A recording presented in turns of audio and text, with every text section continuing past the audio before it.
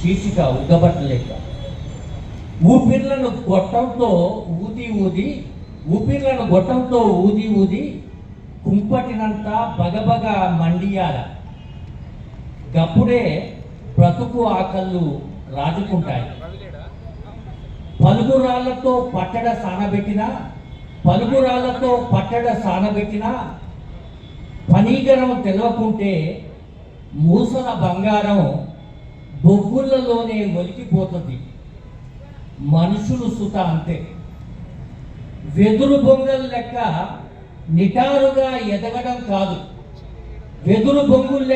నిటారుగా ఎదగడం కాదు, కాసింత పొద్దుతిరుగుడు పువ్వు లెక్క కాలంతో తలకాయల్ని తిప్పుతుండాలి. సిరాకు మంటకు ముఖానికి సెగ చిమ్మినట్టు గుమ్మం ముందు బోర్లా పడే రోజొకటి చెప్పకనే వస్తుంది. చిరుగుతున్న బ్రతుకుని మరింత చింపుకోవటం కాదు, బతుకుదారంతో కుట్టుకుంటూ ఉండాలి. ఎప్పుడైనా పోరు ఫలం తెరలైపోకుండా జాగ్రత్త పడుతూ ఉండాలి.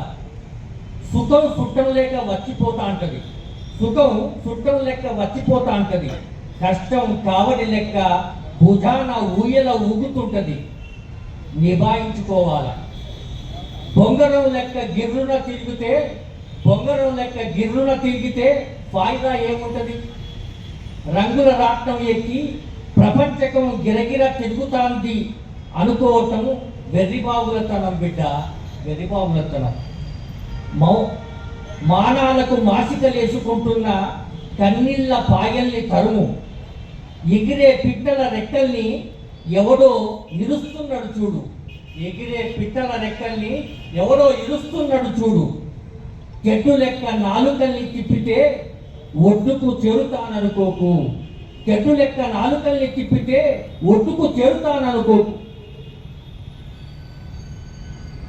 ఇవాళ మాటున దాగిన ముఖాన్ని మళ్ళీ మళ్ళీ ఏమూస్తావు? మూసుకున్న నీ లోపలి దర్వాజా తెరవాలి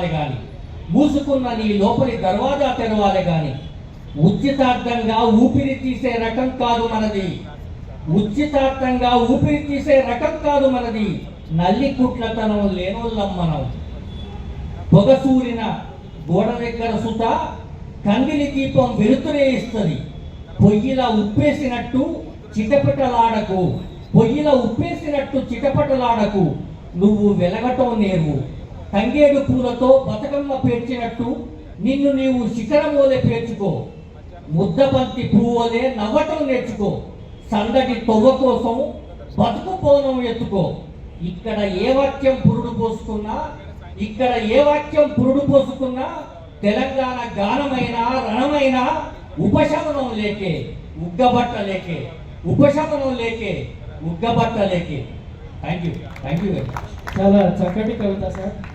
మనిషి అన్నవాడు ఎట్లా ఉండాలి అనే దానిపైన చాలా అద్భుతమైన కవిత వినిపించారు పట్టుకోద్దు రమేష్ గారు. ధన్యవాదాలు సార్. తర్వాత